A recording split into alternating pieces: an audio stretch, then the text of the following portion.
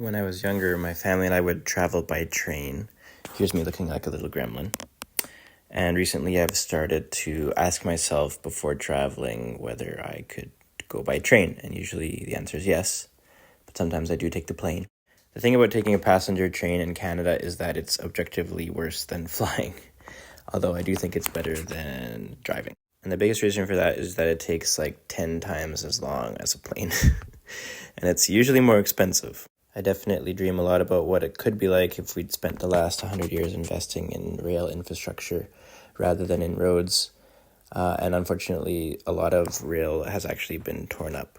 Like, I can remember for a few years there, probably 7 or 8 years ago, they were tearing up all the train tracks that went to and from Grand Beach. Not to mention the fact that we had a whole network of electric streetcars going through Winnipeg that have since been covered over by asphalt. Although sometimes when the potholes get really bad, you can see the rail lines beneath it. And I'm thinking this is just an opportunity for two social problems to solve one another. Just let the potholes get so bad that the railways get uncovered and we can put the streetcars back. But anyways, one thing that you'll see a lot of if you take the train is the side of cargo trains, because the cargo trains have priority over the passenger trains, and there's only one train line.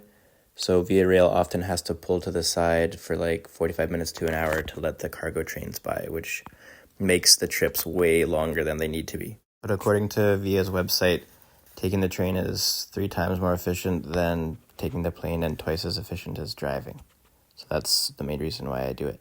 It can honestly be a really relaxing experience. I mean, you can meet new people this way too, but personally, I just like to keep to myself and look out the window for like 2 days straight. It's really nice. Although one time I did meet Alanis Obamsawin, who was the filmmaker who made the documentary about the Oka crisis, which was super cool. She was very cool. The one major tip is to bring a pillow and bring an eye mask, because that's the hardest part about traveling by train is you have to sleep on the train.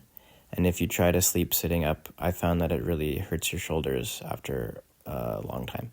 So I found this way where you kind of curl up into somewhat of a ball lying on your seat. I had tried climbing into the baggage compartments, which was better, but way more sketchy, and they get mad at you and threaten to kick you off of the train.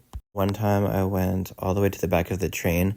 The first few cars are the economy section, and all the rest of the cars are for like the berths and the sleeping quarters and where like the rich tourists hang out. But there was this one staff member who kind of like, I think, let me do it. And so that was cool. But they also have showers, and I snuck into the showers and had a shower. So I was really feeling like Leonardo DiCaprio in Titanic, like sneaking around. Another thing I find cool about taking the train is because it's such old infrastructure, a lot of the stations are right downtown.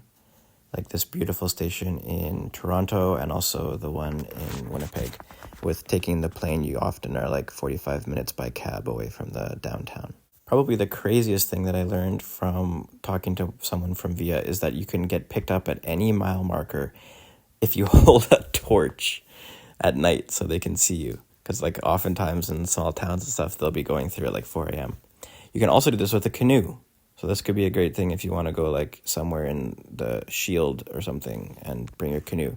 You can get dropped off at one location and picked up by train at a different location with your canoe. I thought that was crazy. Unfortunately, this service has become much more restricted over the years. One of the staff was telling me that economy class aren't allowed to use the dining car anymore, which is a shame because 10 years ago when my dad and I went to Toronto, we were able to like have lunch in the dining car while it was snowing while going through the Muskoka region of Ontario.